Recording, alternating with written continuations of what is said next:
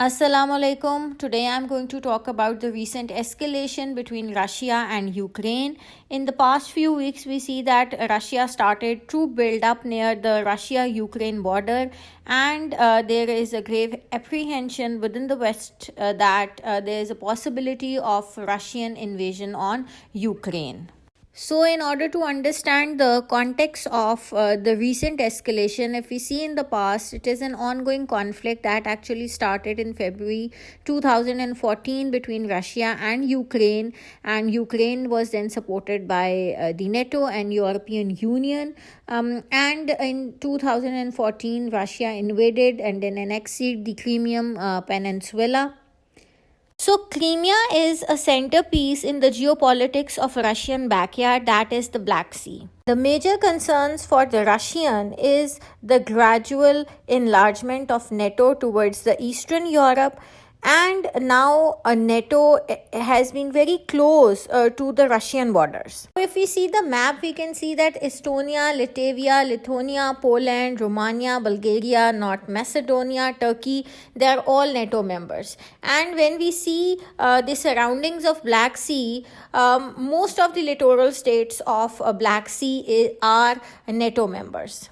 And particularly if we see Ukraine, so Ukraine is now a territory that is in between the NATO member countries and the Russian territory. So it acts like a buffer between the NATO member countries and the Russian territory. And that is the reason when the pro-Russian president in the early 2014 was being disposed, and it was very apparent that Ukraine may join NATO. So Russia, they annexed Ukraine and they annexed the southern Crimean Peninsula that is in the heart of the Black Sea. In addition to it, Black Sea has a geostrategic significance for the Russia. The most important strategic issue followed the end of the Cold War was the removal of nuclear weapons from Ukraine, which was being done through the Budapest Memorandum on Security Assurances that was signed in 1994, and it eventually led to the accession of Ukraine, Kazakhstan, Belarus to the Non-Proliferation Treaty. After this attempt of denuclearization, another treaty was signed between Russia and Ukraine in 1997, the Friendship Treaty, but it was expired in 2019 and it was not extended. Therefore, enlargement of NATO on the Eastern Front and the gradual tilt of Ukraine to join European Union and to join eventually NATO, that has been a main concern for the Russians. As I said before, that Crimean Peninsula that has been annexed by the Russians, it is in the heart of the Black Sea. So Black Sea has a geostrategic and geo-economic significance for Russia, mainly due to the fact that it acts as a gateway for projecting and extending the power and influence of Russia in the Mediterranean and beyond Mediterranean as well. Moreover, it is essential for its economic and trade link with the European countries as well, and Black Sea can extend Russians' oil and gas export in the Eastern Europe. Another dimension to see the significance of the Black Sea is in terms of connectivity.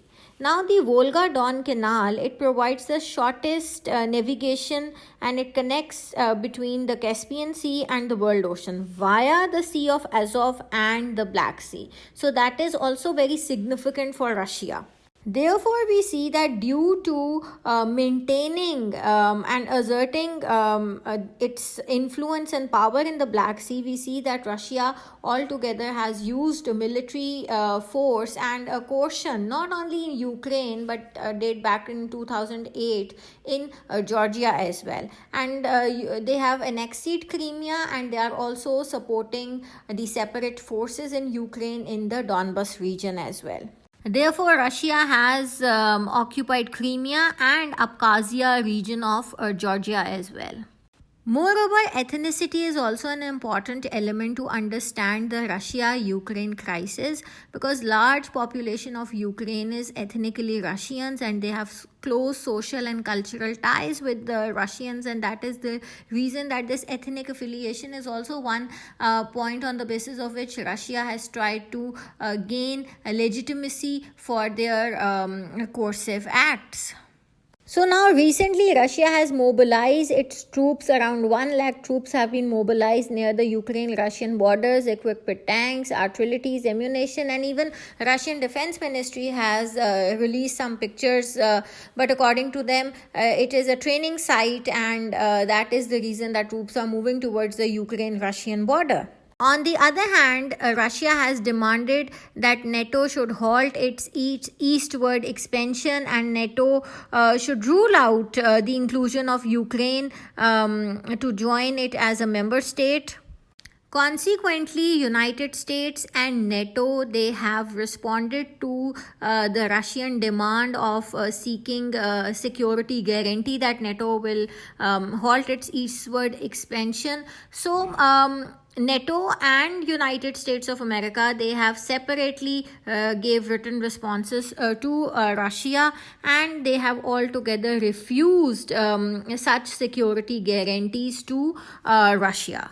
So there are two messages from USA and NATO to Russians. Number one is that they have altogether rejected the idea of giving any security assurance that Ukraine will not join NATO or to halt NATO expansion towards the Eastern Europe. On the other hand, they have also signaled about dialogue and diplomatic corridors.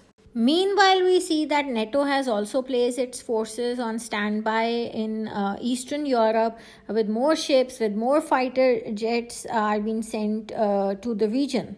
Till now, we see that there is no detailed response by the Russians on the written document of United States of America. And on the other hand, we see that Joe Biden has also assured the president of Ukraine that they are going to fully support Ukraine in case of any Russian invasion.